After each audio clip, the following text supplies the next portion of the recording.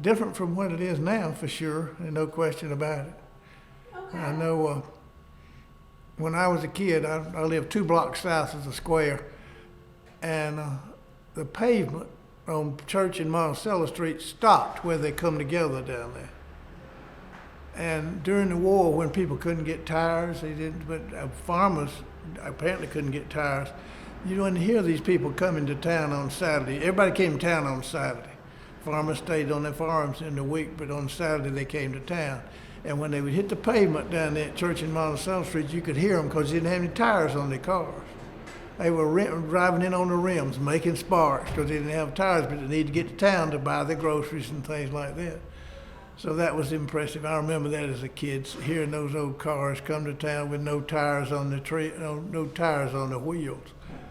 That was different. And I remember when the war was over. I was 5 or 6 maybe. I guess I was 6 by then.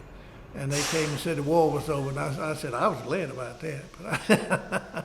But I do remember some friends of my mom and daddy's getting killed in the war. Yeah, it was pretty terrible. Yeah. Well, not all of my life. I was here till I was 18, and I came back when I was 30. So there were 12 years I was at school, and I spent 7 years in the Navy. Yeah, and came back in 1970. I attended Washington and Lee University in Lexington, Virginia, and University of Georgia in Athens. And while I was in the Navy, I got a master's in business administration at the University of Louisville in Louisville, Kentucky.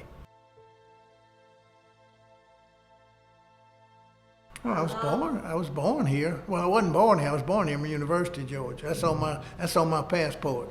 Place of birth, Emory University, Georgia. It was an incorporated city at that time. University was, and that's on my birth certificate. But I lived all my life here, except for the time when I was in Scotland, in the Navy. Yeah.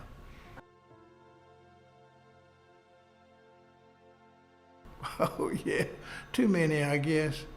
I was a spoiled child, to say the least.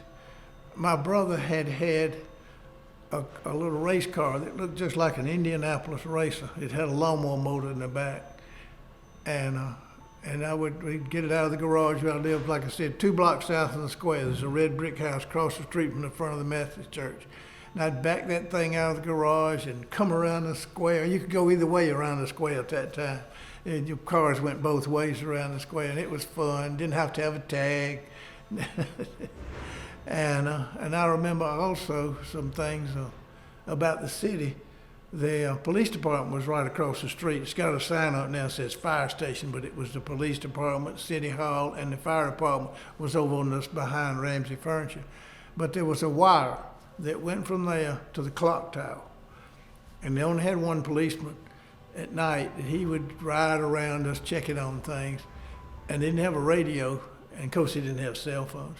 So if any disturbance came out and somebody called the police department, they'd get the fire chief who lived there. And he would say, okay, I'll get word to the police. And he would go over there and throw a switch, and they'd turn the light out on the square, on the clock.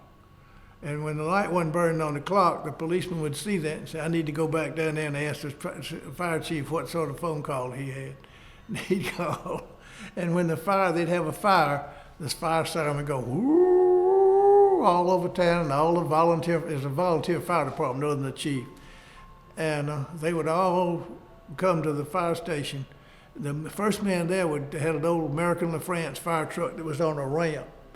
And he would pull those chocks out, jump in that thing, and roll it down that ramp, and that started rolling down that ramp. And he would take off to the fire, and they had a board out front with numbers 1 through 6. And if it was in a certain section of town, he'd light up that number. So when the volunteers would come, they'd know where to go to help fight the fire. And Daddy always said, had one standpipe, water standpipe over on Rivers Hill. It's been torn down right where I-20 and Emory Street cross. And Daddy said, in the middle of the night, they'd have a fire. They'd go, whoo, wake everybody in town up. And everybody would be awake, so they'd go to the bathroom.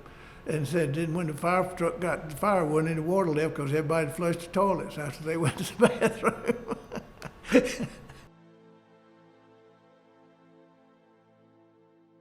Well, like I said, there's a lot more paved roads than there were.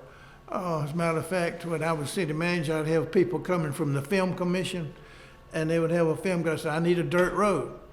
And it's harder and harder to find a dirt road to film a movie on now, because there's no dirt roads, because most everybody's got their road paved by now. That's changed. When I was a kid, street lights were corrugated metal circles like that with a light bulb hanging down on them. Just an old incandescent light bulb.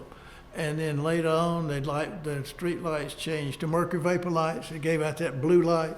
And then they changed to sodium vapor lights, which gave out the yellow light. And now they've changed to liquid the LED lights, which have a real pretty light and don't use much energy. But that street light changes is the main thing that I can notice through the time. And this pavement, of course, and traffic routing. Of course, when I was a kid, the old Atlanta Highway was a 2-lane road all the way to Atlanta. It took at least an hour to get to Atlanta, sometime an hour and a half. But since they've got, and then they came with 278. When I was in high school, before I had a car, the 278 stopped at Emory Street. It didn't go across out here. And you can see the right-of-way west of Emory Street is much narrower than it is west of Emory Street, because they bought more right-of-way then when they did the second part. But then they put I-278 through. That took a lot of traffic off. The old Atlanta Highway, you came in on Atlanta Highway up there by the Georgia Depot. You came down to Clark Street, went right in front of the courthouse, and on down to Madison. That was 278. That's the way you got to Madison. That's the way you got to Atlanta. Then they put 278 over there, moved it over there. That took a lot of traffic off the square. And then later on, much later, they built I-20, which took the traffic off at 278. And fortunately, it left downtown Covington looking like 1957. And that's why the movie people like it so much. It has a sort of an old-timey look to it. Here in Newton County, I was city manager for 35 years and enjoyed that. It was fun, particularly when people's sewage would stop up and things like that. People's basement would get full of sewage. That was always fun to talk to them about how it wasn't our problem that the sewer line stopped up, but they think it would be. But no, seriously, it was a good job. It was a fun job because there was so many different things to do. If the one department had some trouble, I could say, well, I'm going to go down to the wastewater treatment plant. And building that wastewater treatment plant was innovative and new. We were unique in the Covington. A lot of the reason we have industry in Covington is because of the wastewater treatment facility. I don't know if you've ever seen it, but in wastewater, when you get through with garbage, sewage, dishwashers, washing machines, you have an awful lot of ammonia in the form of nitrates. Are y'all old enough to remember a diaper bucket? Diaper buckets smell like ammonia. They smell terrible with those old cloth diapers in them. That's ammonia in the form of nitrates. That's in sewage. Then they have a lot of, when you wash your hands, you want your hands to bubble. They put phosphate in the soap. That makes a surfactants. It makes the bubbles. It doesn't make your hand get any cleaner, but you believe it does because you got to have those bubbles. That's phosphate. A fertilizer sack has 3 numbers on the front of it. Nitrogen, ammonia in the form of nitrates, potash, which is just always there, and phosphates. So we had 3 of the numbers of a fertilizer sack in the sewage when you get through with it. For years, it went right into the Dried Indian Creek, and then it went in Jackson Lake. Then we got a sewage treatment plant in the 1950s that took out the solids,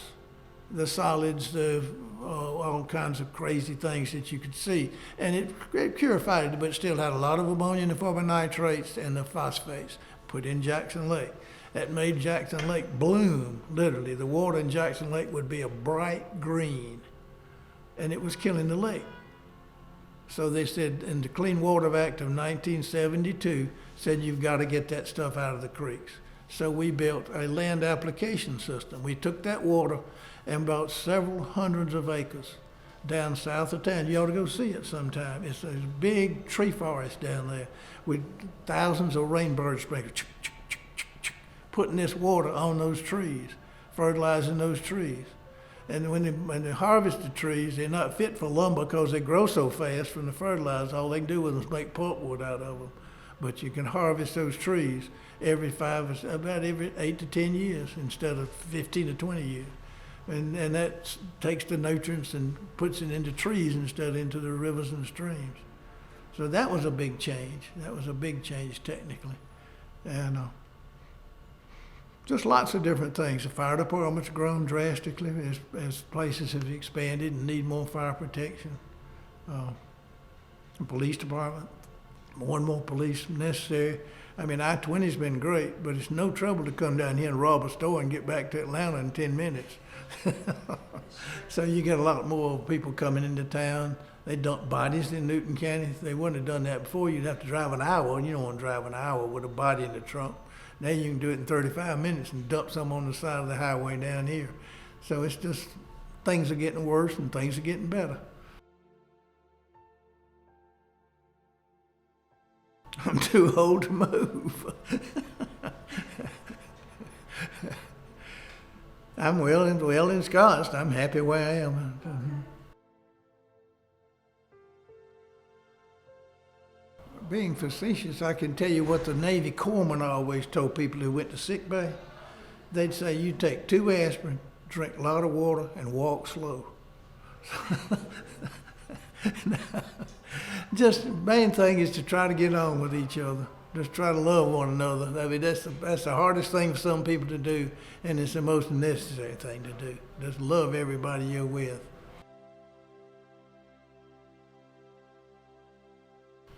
To love one another, again, as I said before, to try to love one another. That's the most difficult thing for a lot of people to do. Fear of the other. Fear of the other. Whether you're a Democrat and they're Republicans, they're the other. You're scared of them. If you're black and I'm white, that's different. So you're worried about them. Fear of the other. We need to get over that and to recognize that the other are just like us.